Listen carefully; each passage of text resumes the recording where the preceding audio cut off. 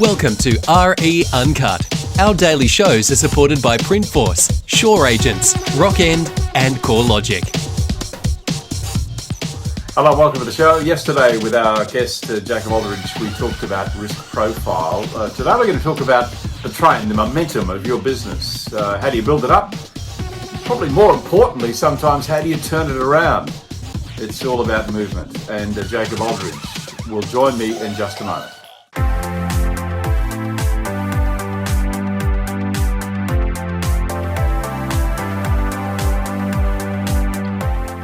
Your business card is a vital selling tool and a constant visual reminder of who you are, what you do, and more importantly, how you can be contacted.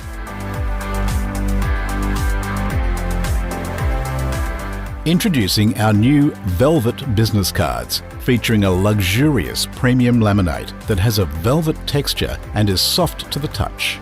Printed on a resilient 450 GSM card, these cards can be printed with a range of spot gloss and foiling options to give your office that prestigious look. My guest this week, Jacob Aldridge. The website is jacobaldridge.com. Jacob, welcome to the show once again. Nice to be connected and talking to you.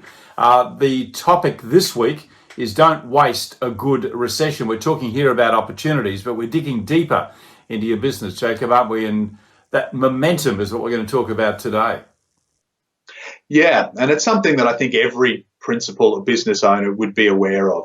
Those early years in business where it just feels like you're having to do everything.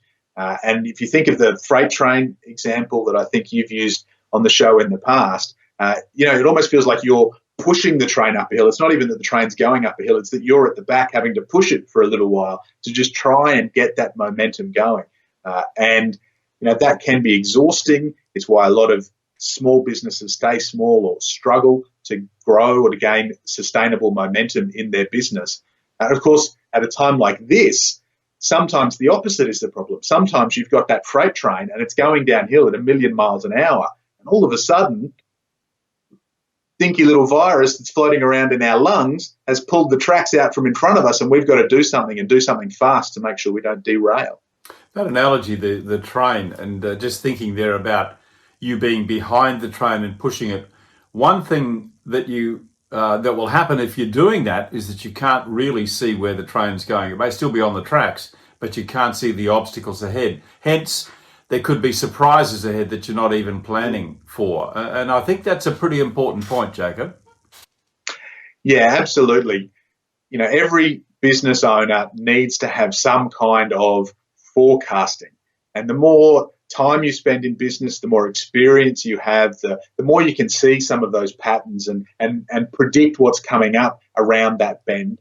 In the early days, you don't have that kind of experience to draw on, and that's where having a team of advisors around you. And at the moment, I'm calling that the recession war cabinet, saying who is that cabinet you've got around you? Your accountant, perhaps your finance manager, your mentor in the industry, a business coach, business advisors, and especially if you can find someone who has actual recession experience, not just the GFC, but actual recession experience.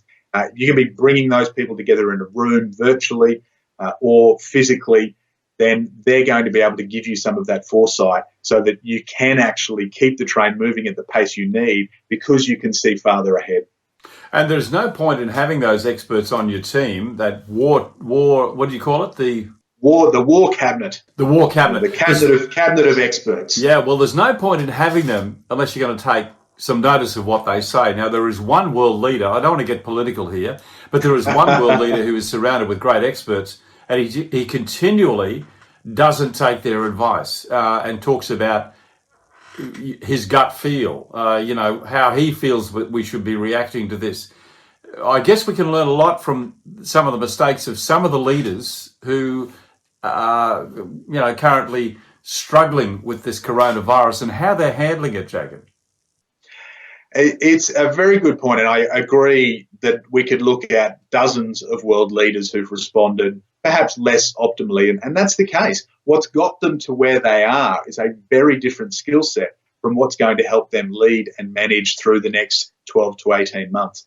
And that is exactly the same of most business owners, the risks that we took, as we talked about yesterday, the decisions that you made, the vision that you had, perhaps all the good news that everyone's been feeding you over the years.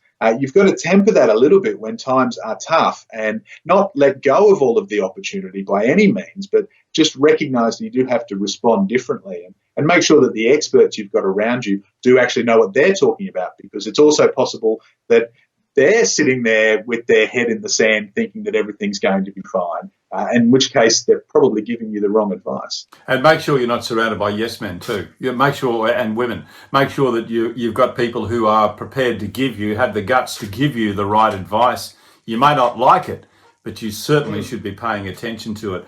Jacob, can you tell me, just in closing, what are you seeing the great businesses doing right now? Well, and this is one of those areas where people don't like to hear this advice, but it's born out of my experience working in Europe and North America through the Great Recession. The businesses that did this, and I'm seeing plenty of them start doing it again now, are the ones that survive. And that's the ones who know if they've got to cut back, they've done the cash flow forecasting, the scenario planning, they know that they've got to cut back, cut some costs. They're thinking long term, and they're unwinding the business farther than they perhaps need to. And that's a good thing. So they might sit there and say, well, look, we are only going to bring in, and I'll use some round numbers, we're only going to bring in $100,000 a month in revenue from our rent roll and maybe one or two sales. The temptation is to cut back costs to $100,000 just to meet that level. The problem with that is that means you're going to run at break even. You're not going to build any cash. You're not going to have any profit for the next 12, 18 months. That's going to be exhausting. And it means that when we reach the execution point where the economy picks up, you're going to be tired and you won't have any money. Unwinding farther is what's necessary.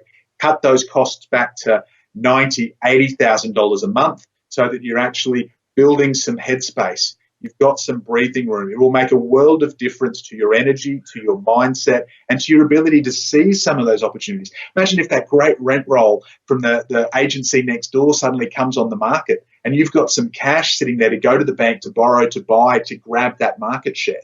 How much better off are you going to be in 18 months than if you were just at break even and you really couldn't see any possible way that you could take on more costs?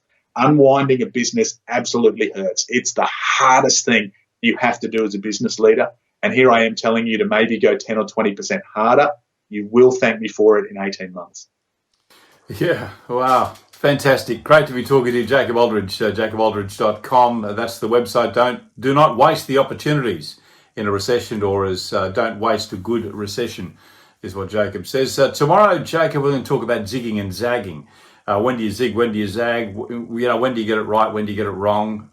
Micro and macro and so on. So, Jacob, we'll talk about that tomorrow. Thanks very much for your time. Thanks, Kevin. The daily RE Uncut shows are supported by Printforce, Shore Agents, Rockend and CoreLogic. RE Uncut is one of the anchor shows at retplus.com, the home of property.